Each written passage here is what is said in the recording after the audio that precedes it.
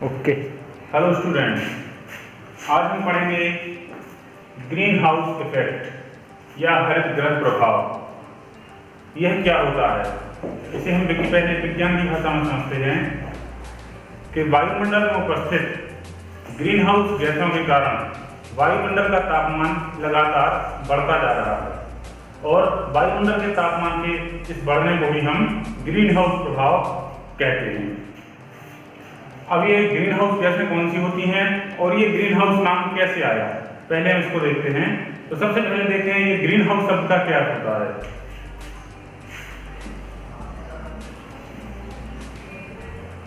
बहुत ही ठंडे प्रदेशों में जहां बर्फ जमी होती है, ऐसे स्थानों पर सब्जियां उगाने के लिए अनुकूल तापमान नहीं रहता है। बर्फ के कारण वो सब्जियां खराब हो जाती हैं, तो उसे खराब होने से बचाने के लिए तथा पर्याप्त तापमान देने के लिए एक कांच का घर बनाया जाता है और इस कांच के घर में सब्जियां उगाई जाती हैं और इसी घर को हम कहते हैं ग्रीन हाउस। अब इस घर में होता क्या है, जब सूर्य का प्रकाश इस कांच से अंदर आता है तो ये कांच उसे अंदर तो आने देता है, किंतु जब ये यहाँ आकर ऊष्मा उत्पन्न करता है तो यह ऊष्मा इस कांच के घर के बाहर नहीं जा पाती है, जिसके कारण इस कांच के घर के अंदर का तापमान बढ़ जाता है और हमने जो यहाँ सब्जियां लगाई हैं ये सुरक्षित रहती हैं। इस प्रभाव को हम कहते हैं, इसीलिए हम इसको कहते हैं ग्रीन हाउस। ये जो घर है इसमें हरी हरी सब्जियां लगी हुई हैं, इसीलिए इसका नाम है ग्रीन हाउस और इसी से बना है ग्रीन हाउस इफेक्ट।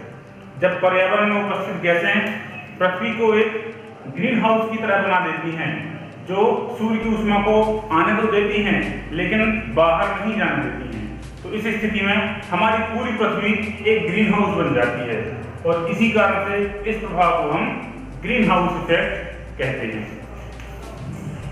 अब देखें इसके लिए कौन कौन सी गैसें जिम्मेदार होती हैं।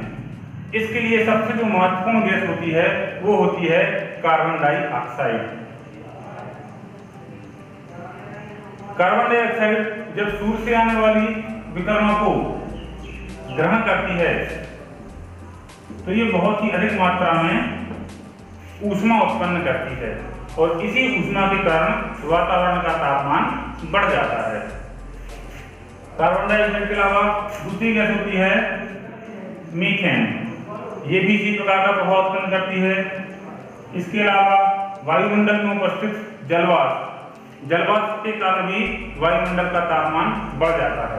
हमने देखा होगा बरसात के दिनों में जब वायुमंडल में नमी की मात्रा अधिक होती है तो वातावरण का तापमान बढ़ जाता है। तो ये जो गैसें होती हैं इन्हें कहते हैं ग्रीन हाउस गैसें और इन गैसों के कारण जो वातावरण का तापमान बढ़ रहा है, इस तापमान बढ़ने के प्रभाव को कहते हैं ग्रीन हाउस इफेक्ट या हरित गृह प्रभाव। तो मुझे उम्मीद है आपको ये चैप्टर बहुत अच्छे से समझ में आ गया होगा। अगले चैप्टर के लिए कल फिर मिलते हैं। धन्यवाद।